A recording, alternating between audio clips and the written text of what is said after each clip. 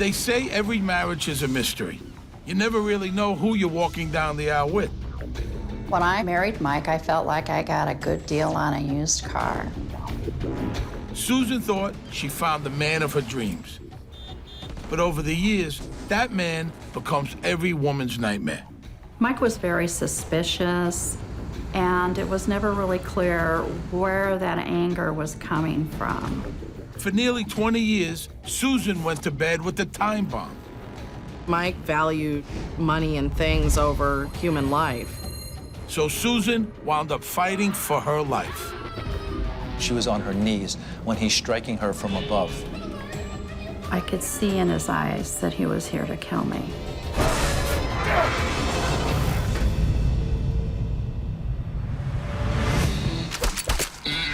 My name is Steve Sharippa.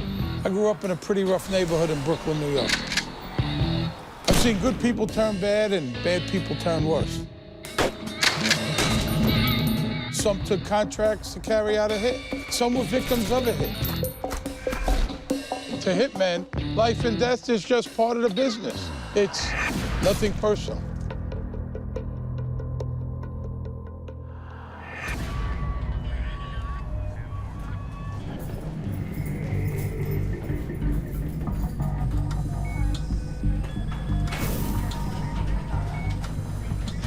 September 6, 2006, Portland, Oregon.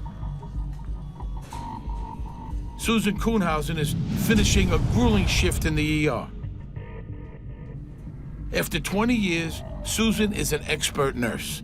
It's her life that could use patching up. Her 17-year marriage has collapsed, and she's learning how to be single again. Learning how to live without her husband, Michael Kuhnhausen.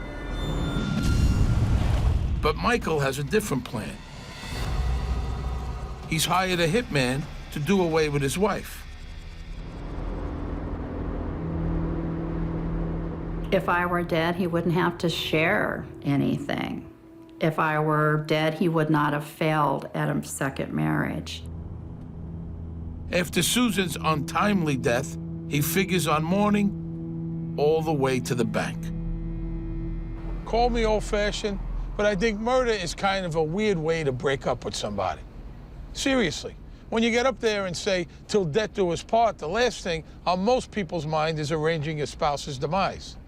That's how Susan and Michael Kuhnhausen started out. They were married for 17 years, and for most of the time, they were a happy couple. What Susan didn't know was that Michael was damaged, and even worse, that he refused every chance to heal. So every night of her married life, Susan snuggled up to a time bomb.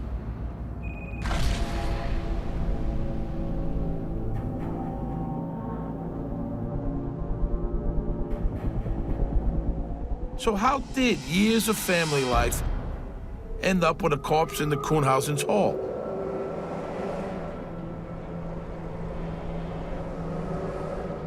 To understand her husband's plot and how it came off the rails, the first thing to know is that Susan Kuhnhausen is tougher than she looks. To understand it all, we have to go back to 1988. Susan is working as an emergency room nurse. Her life is devoted to being a bright spot in the lives of people who are having a very bad day. But you don't last a week in the ER if there's no grit behind your smile. One of the nice things about emergency nursing is there is a great deal of variety. You have to be able to make critical decisions in a very short space of time, and you have to trust that you're doing the right thing. Susan is a veteran nurse. She seems to have a special way with all types, you know, the super sick, the super needy. She just has a really soft, good heart to take care of those types of patients. I really feel that that's one of the biggest advantages, is that people are very appreciative of what we do for them. All that caring can leave you longing for love when your shift is over. So at 33, Susan decides it's high time she starts looking for a little TLC of her own.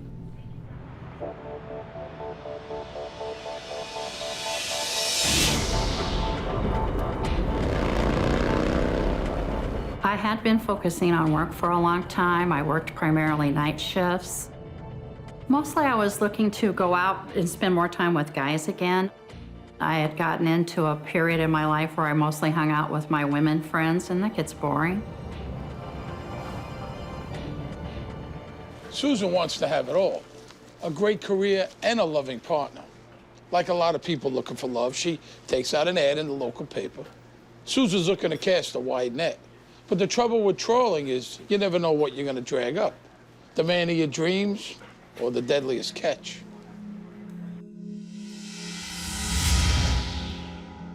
It said single white female, 33, overweight but not over life. If you're interested in a bright, funny woman who wants to explore the Northwest, then give me a call or answer my ad, something to that effect.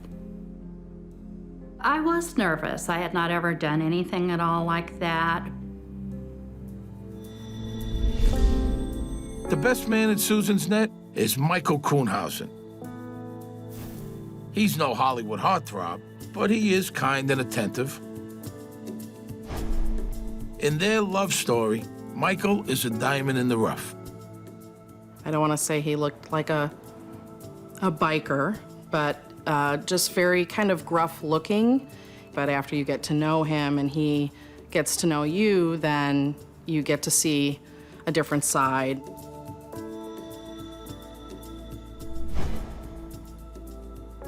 My first impression of Mike was that he seemed like a pretty nice guy. He's a little ragged, kind of biker-looking kind of guy.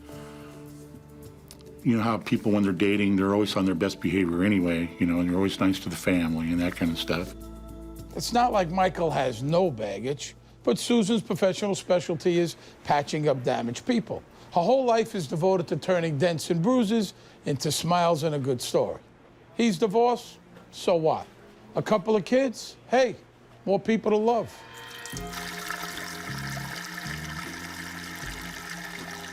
Mike was very soft-spoken. He was polite. He would laugh easily. I felt like I got a good deal on a used car. We talked for probably 150 hours over the course of a couple of weeks. We talked about what we wanted from life. What it seems they want is each other. So in December 1988, just months after meeting, Susan and Michael get hitched. Susan's eyes are open. She believes she's getting a decent, honest man. I felt that anybody who gets married is very brave, and anybody who is willing to get married a second time is doubly brave. At first, things couldn't be better. The Kuhnhausens are poster children for love and second chances. Things were good in their relationship. In spring and summer, we would look for butterflies. We were birders in the fall. We had taken a trip and had seen quite a bit of the Oregon coast and had a fairly good time.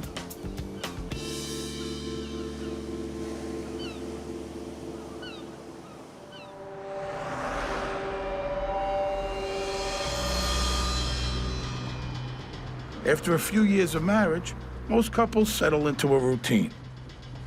But Susan, she notices the man she married is changing. I felt that he was guarded and that he had been hurt before, and he was concerned about being vulnerable and possibly being hurt again. Something is clearly eating at Michael, and it's not good. He's becoming incredibly negative. He retreats from human contact, even with his wife.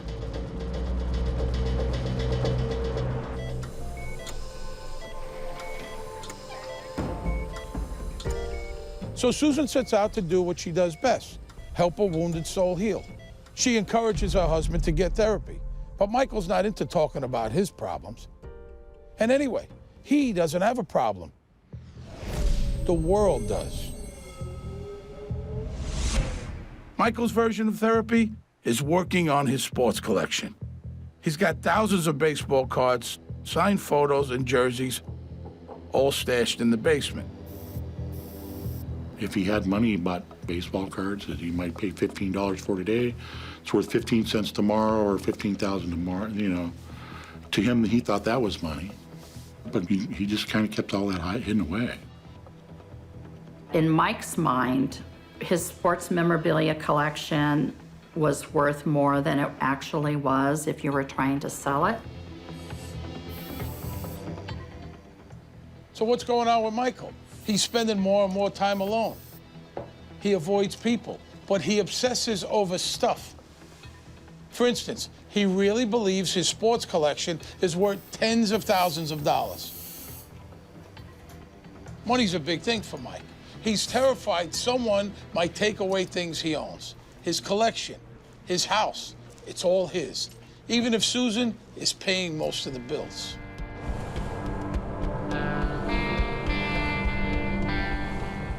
One thing about Mike is he always worked. But I don't believe Mike ever felt financially secure in our relationship because I brought more money into the home. He always scrutinized the accounts, so he would get anxious over small purchases that we could easily afford.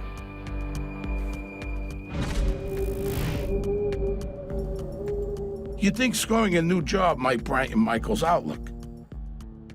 He lands one with a lot of responsibility. Problem is, it puts him in contact with a crowd not noted for their decency. He was the head of maintenance for a chain of adult entertainment stores here in Portland. He went to more than one store, so he was kind of like an overseer. Mike oversaw the hiring, firing, training of janitorial folks for the company, and that was never an issue for me. They paid good wages, they paid benefits, and he did a good job. As near as I know, it's my understanding that he was good at what he did. I don't know for certain.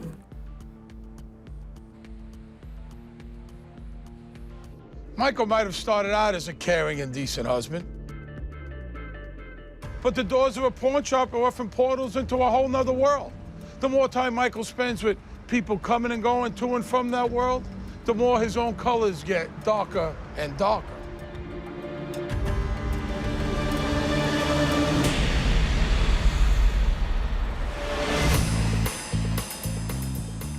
Portland, Oregon, September 6, 2006. Susan Kuhnhausen is heading home after a long shift in the ER. She's planning a quiet night. Unfortunately for Susan, her estranged husband, Michael, is busy stage managing a surprise. He's stashing a hitman named Ed Haffy into her house. Haffy will be ready and waiting for her arrival. A wise man once said, all marriages are happy. It's living together afterwards that causes the trouble. After 17 years of marriage, maybe Susan Kuhnhausen should have known there was something deeply wrong. Thinking the best of people isn't a crime, but it can be dangerous.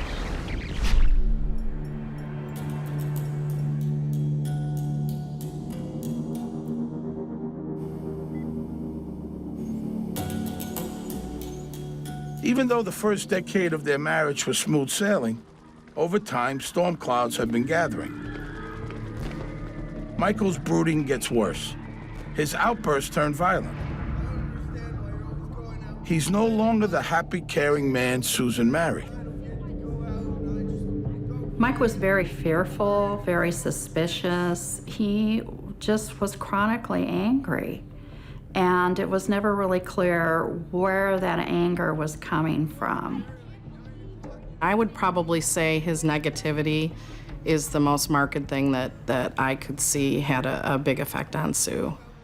If she and I decided to go to a movie, he would be grumbling about the fact that she spent money on the movie.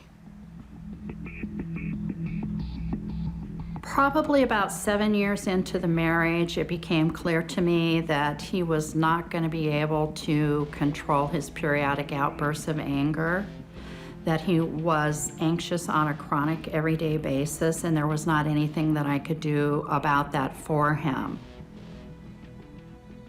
It's not that Susan hasn't been trying, but she's had to live through years of nasty spats.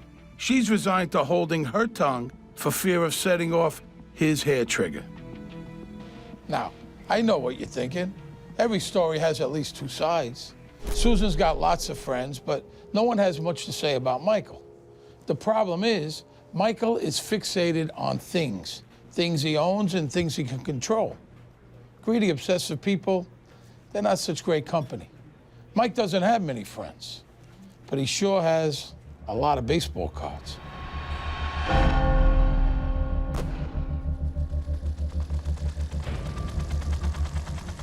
By now, Susan's figured out one of the reasons Michael is disturbed.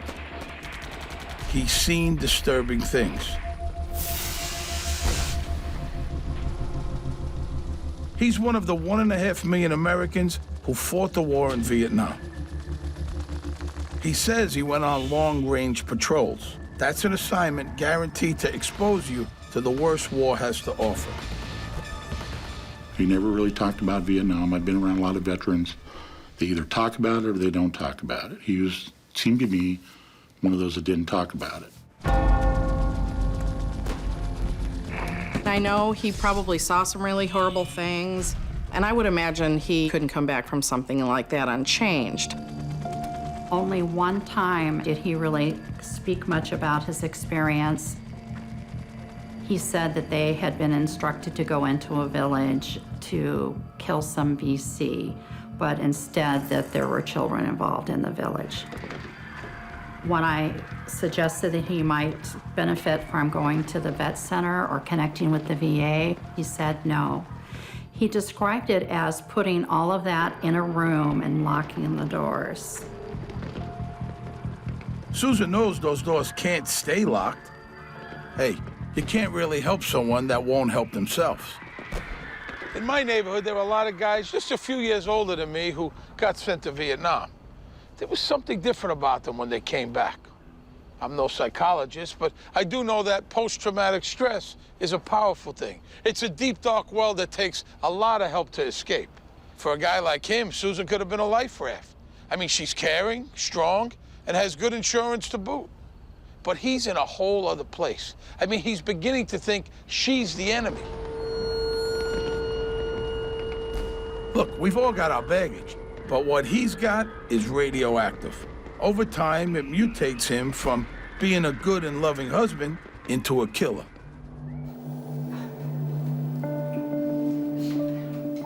He always felt like that he didn't get a fair shake or a break in life, and that when things were not going well, that it was everyone else around him who had caused that to be for him.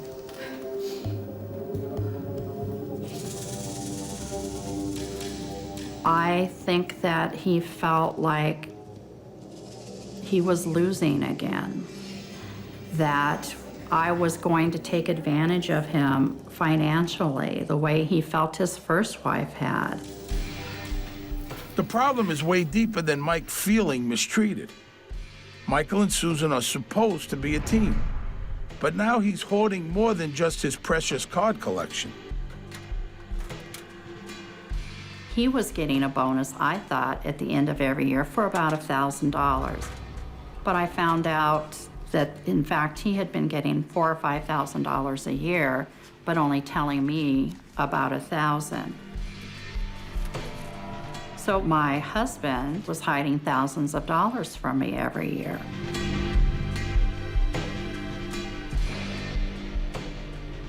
Listen, I've known guys like Michael. We all have. He really believes he's always the victim. It's a way to blame the world for your own failures, and it excuses your bad behavior when you lash out at people close to you. Mike's salting away quite a nest egg. It's the kind of cash that'll come in handy if your bad attitude turns violent.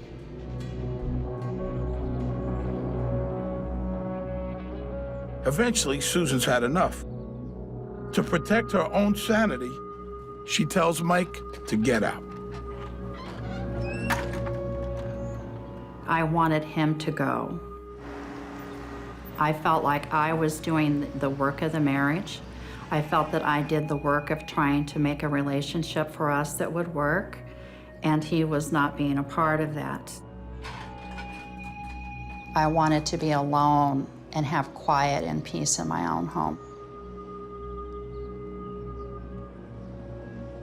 Michael finds himself discarded. Man, he can't deal with that. All of his pent-up rage, frustration, and feelings of persecution now have one focus. Susan, the woman who wants to take everything he has. She's the possession he can't control.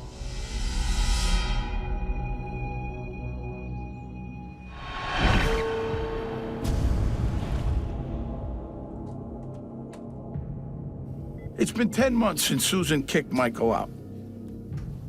She hoped it might be the jolt he needed to force a hard look in the mirror. But not Mike. He was bitter and angry before, but now it's only gotten worse. As bad as this all seems, you gotta remember, Susan didn't decide to spend her life with a monster. She married a nice guy who had problems he wouldn't deal with, and so they got worse and worse. And the crowd Michael's been hanging out with, well, they greased the skids of his decline.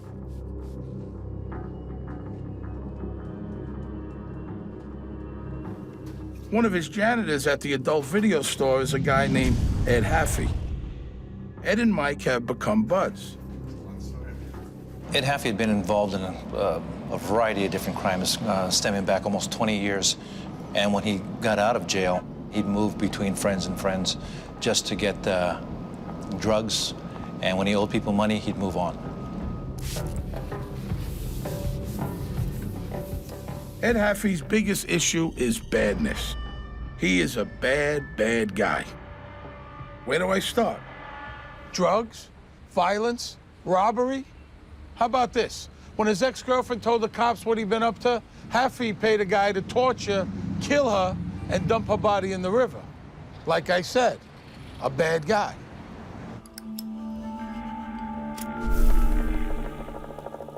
After his last stint behind bars, 10 years for having that girlfriend killed, Haffy adds to his problems by picking up a costly crack habit.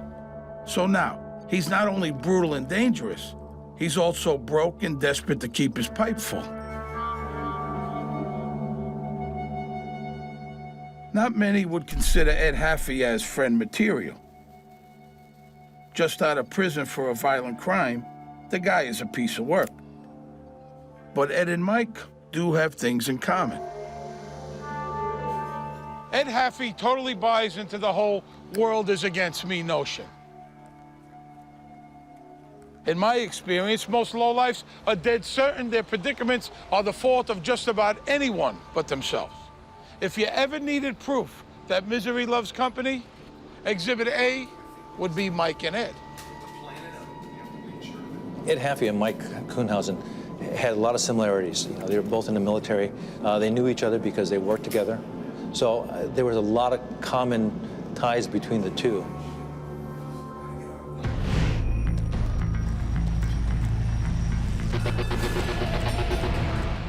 Whether it's Haffy's influence or his own pathology, Michael gets nastier by the day. I went to the parking garage after work one evening, and 2 tires on the passenger side of my Honda were flattened. And I thought, how weird, how could I have blown both tires?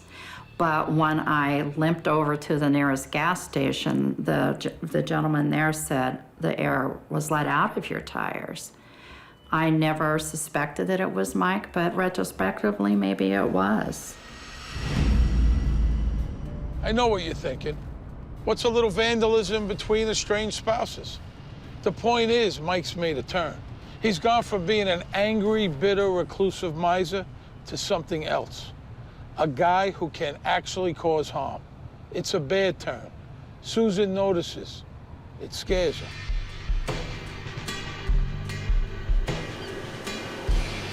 And I remember one time, Mike pressing Sue to go to the beach. But my first thought was, you're not going alone with him, are you? Had he already been making plans for me to fall off of a cliff? You know, I don't know. I don't know. So around this time, Susan detects a hit on her finances. She and Michael still have a joint account. Suddenly, he's withdrawing lots and lots of cash. Now, Susan's been a hard worker all her life. I mean, she's no millionaire, but she's comfortable. The house is paid off, and so are the cars. She's got some savings, life insurance, and a nice pension fund. He had begun taking money out of our accounts, but I had no clue. I changed my life insurance to my brother and my mother's name. I think it was just, to keep some safety there, for herself, because she didn't really know. I don't think that she wanted to believe that anything could happen, but he had made several off-color remarks or made those staring looks at her.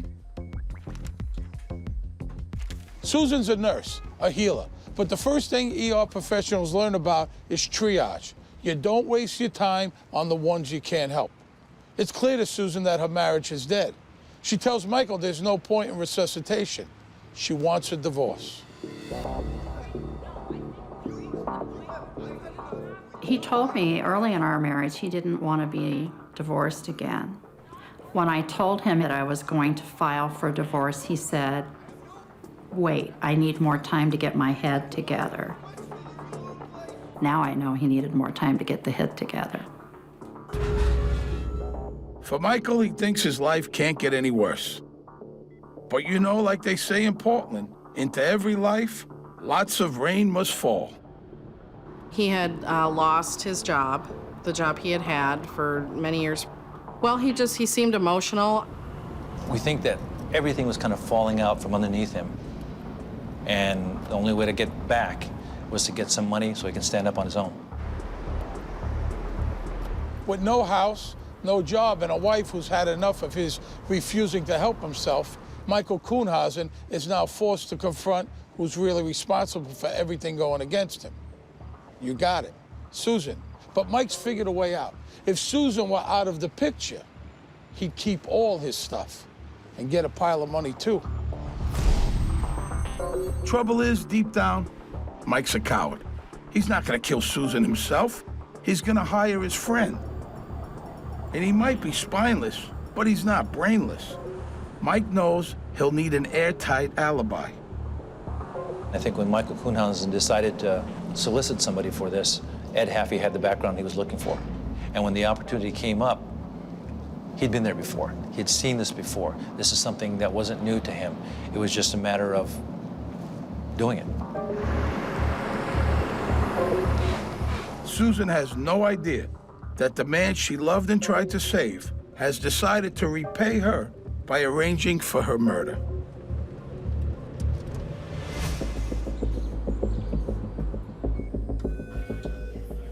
Married for 17 years, Michael and Susan Kuhnhausen have reached an impasse in their relationship.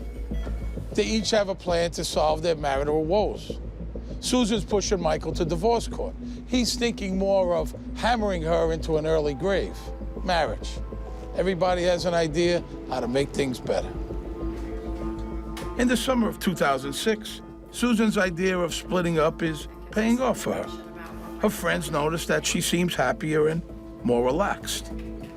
Sue did a lot better once Mike was out of the house. The removal of all that negativity just made a huge difference in her life. And I would describe Mike as just an unhappy, miserable person. Luckily, Michael's misery buddy is right there with him. Ed Haffy also got the pawn shop pink slip. Angry, broke, and desperate as Michael is, it's nothing compared to Haffy's discomfort. Crackhead, remember? You need cash to feed those cravings.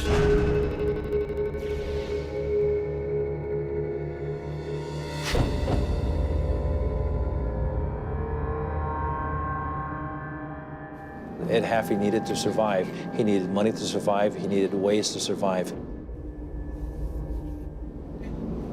He incurred debts amongst the people that he lived, owing them rent, owing them money for drugs, and it just continued to build and build and build.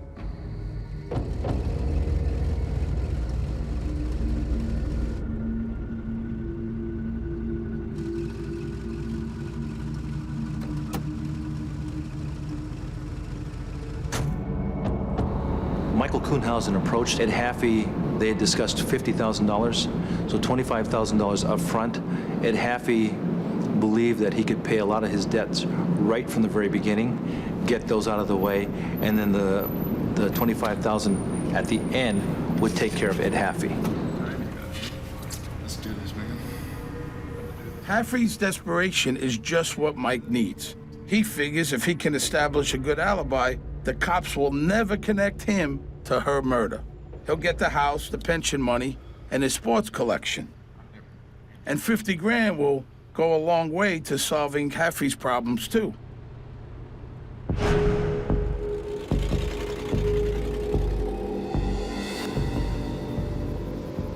Some of Haffy's friends actually said that he started to pay off some of his debts before this thing happened.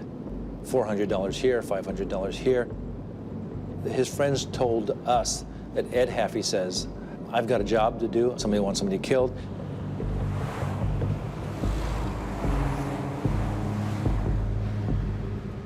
But as they think through their plan, Mike and Ed have one worry: Susan's brother, James. He and Susan are real close, and he's sure to put two and two together. Mike and Haffy were watching me. I think he was trying to set me up, you know, to get me out of the picture. I don't know what his plan was, but I had been stalked by Haffy, I believe.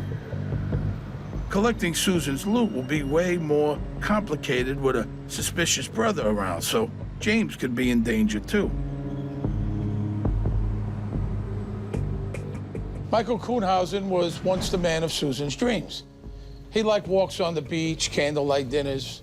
He found a good woman and kept her happy for a long time. But that time is behind him. He took a bad turn and he kept going. What matters to him now is control. Control of his things, his money, his house. Killing Susan gets him all of that.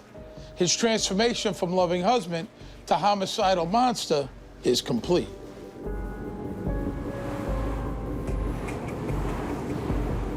He did not want to split anything. I think he wanted everything. He wanted the house, his retirement. I think he just wanted everything for himself.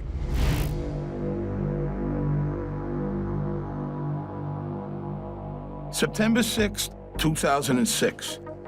The trap is set. Mike tells Haffy it's time to put the hammer down. Ed Haffy believed if there was any kind of resistance, Ed Haffy could take Susan Kuhnhausen.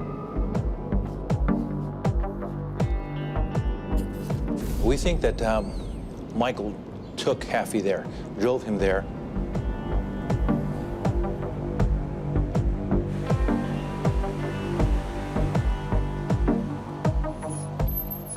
Susan never changed her alarm codes after she kicked Mike out, so it's easy for him to get in.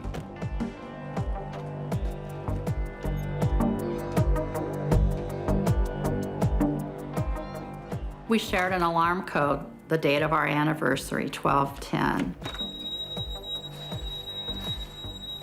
There's a bypass alarm, so that when you're in, if you have pets and stuff, people can move about the house freely, but the house is still armed if someone tries to break in.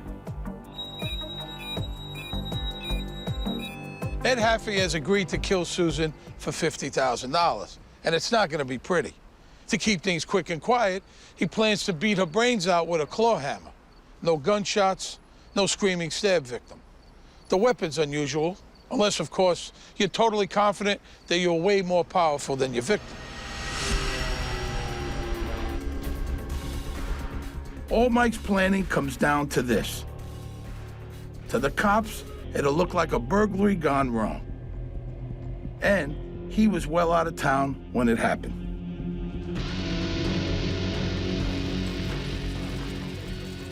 I went to work.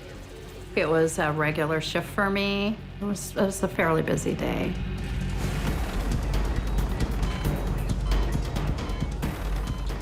Around 3 in the afternoon, Susan gets a strange call. It's Michael. He's just touching base. And I said, what's going on? And he said, well, I've got to get away. I told him to relax, to have a good time, try and get some rest. By the time Susan leaves work, Michael is checked into the motel at the beach. His alibi is all set up. As the sun sets, he waits for Ed Haffy's call to tell him that his wife is dead.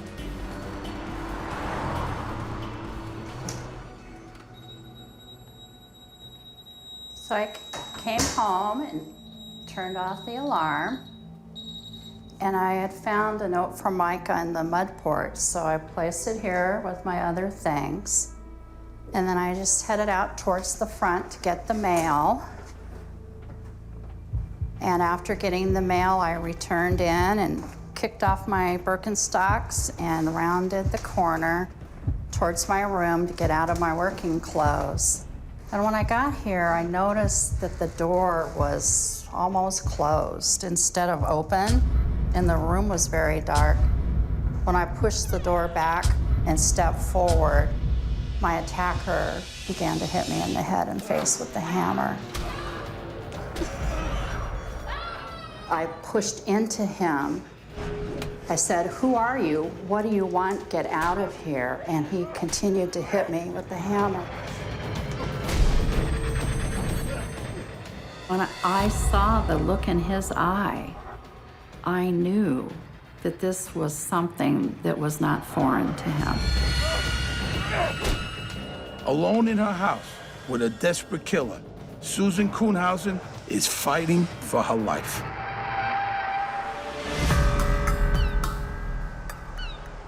The Oregon coast is a great place to get away from it all. So on September 6, 2006, Michael Kuhnhausen comes here to establish that he was nowhere near Portland when his wife was murdered. But Susan is not dead. Well, not yet anyway. And Hitman Ed Haffy's confidence that a hammer would make killing her quick and quiet is proving to be a bit of a miscalculation. When I saw in his eyes that he was here to kill me, I became enraged. Of course, when it all happens, you don't really have time to formulate a plan.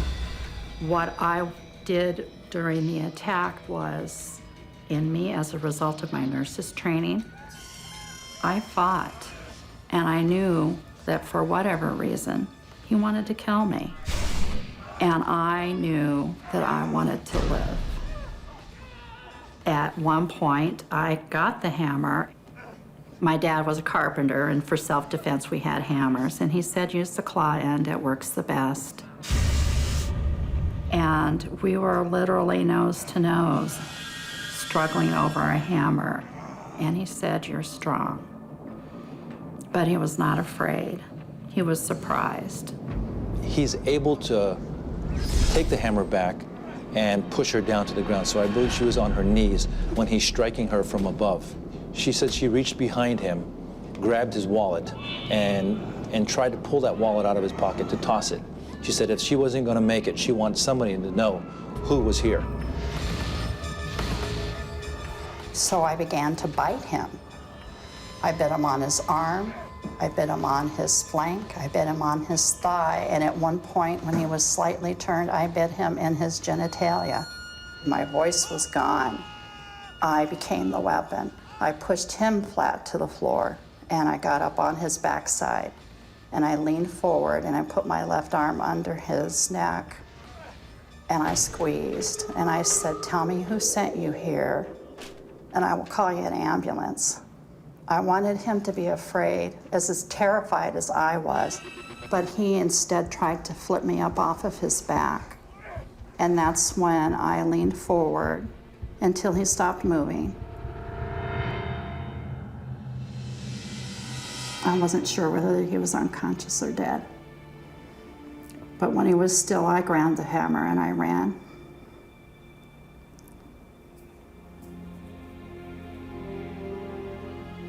Sorry, guys.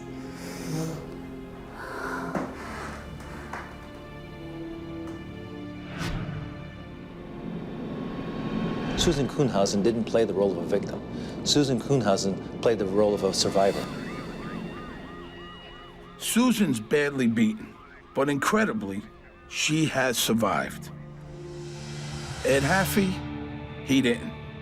"You're strong," were his last words. Paramedics rush her to the hospital. She winds up a patient in her own ER. I saw the ambulance, paramedics. I recognized both the paramedics because they'd come in before.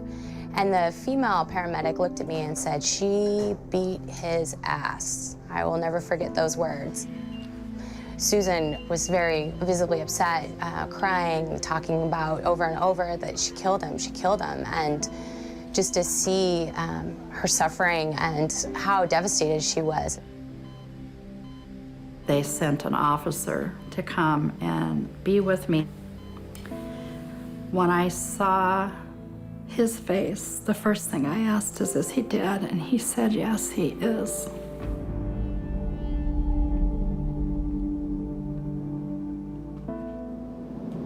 We knew from the very beginning that this was, if you will, a justifiable homicide, that somebody had just broke into her house, and she's the one that caused the death of this person. The cops discovered the note left by Mike. It is a key part in establishing his alibi.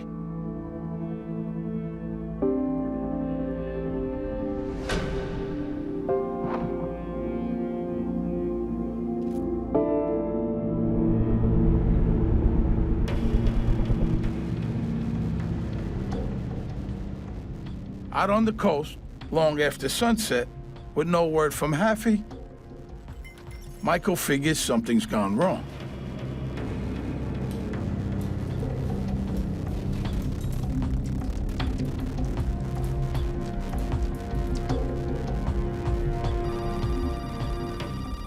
When I got home, my phone was ringing, and mind you, this is 1 or 2 o'clock in the morning, and I picked up the phone and it was Mike. And the hair just stood up on the back of my neck. He just started talking, but the first thing out of his mouth was, "What's going on? I've been at the beach for 3 days." It was just really odd. And it seemed kind of manic. He was just kind of saying, "I saw my house on the news. What's going on? Where's Sue? Nobody will tell me anything. I've called the hospital." And of course, I know that he's tried to call the hospital. I was just there, and they were purposefully not letting him know if she was there because, again, we just didn't really know what was going on. I think he was trying to put, his alibi out there.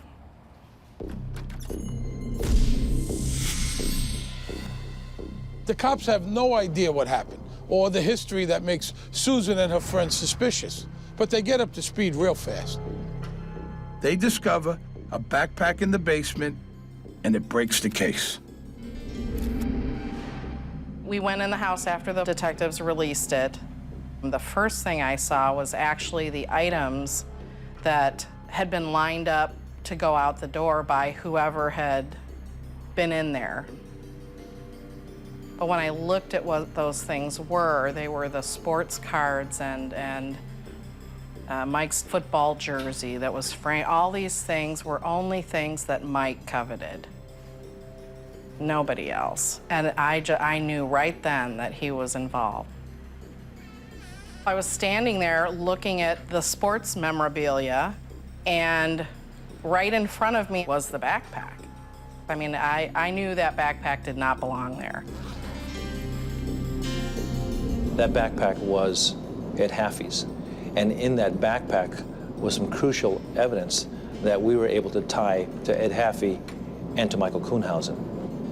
We found a piece of paper in there that said, "Call Mike, need a letter." We immediately started putting 2 and 2 together with Ed Haffy and Mike Kuhnhausen. So the cops are pretty sure Michael put Haffy up to it. Trouble is, the cops don't know where he is. or even, God forbid, if he's coming back to finish the job. We learned shortly after that he purchased a gun before this incident. So we had to put in some kind of safety measures for Susan Kuhnhausen because she was still alive and a person of interest is still out there, possibly with a gun.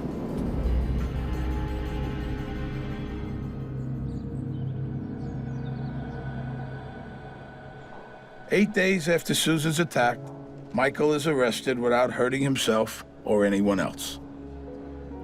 He tries to play the victim, says he's suicidal and that he wasn't involved, but no one buys it.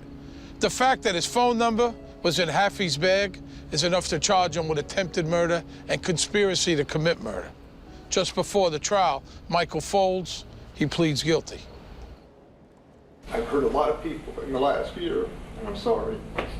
That's all I can say. He'd been with Susan for many years, and he knew a lot about her. But I think the things that really mattered in this situation was that he didn't know that she was a fighter. I think Michael only regrets that he's in jail and, you know, that he's not free to, you know, live his life the way he wants. I think that is his only regret. So in the end, Michael is sentenced to 10 years. Susan, the healer, has to live with the fact that she killed a man. She had to divorce Michael. He fought for every penny, but in the end, she got to keep the house and her pension. Oh, and his precious collection. Mike hung on to that. Susan doesn't miss that stuff, but she does live in fear of the day that Michael gets out. Money. His motivation was money. He wanted all the insurance, he wanted all the money, he wanted all the sports card. It was all about Mike. Mike wanted it all. But Mike couldn't get it all because Mike could not open up to accept anybody's care or love or anything like that. I am absolutely concerned about his parole. I believe that as soon as he is free, I run the risk of murder or murder-suicide. I know with certainty that it's a terrible thing to take another person's life. I don't know that you ever get over having killed another human being. I've always said I don't take any pride in what I did, but I also feel no shame.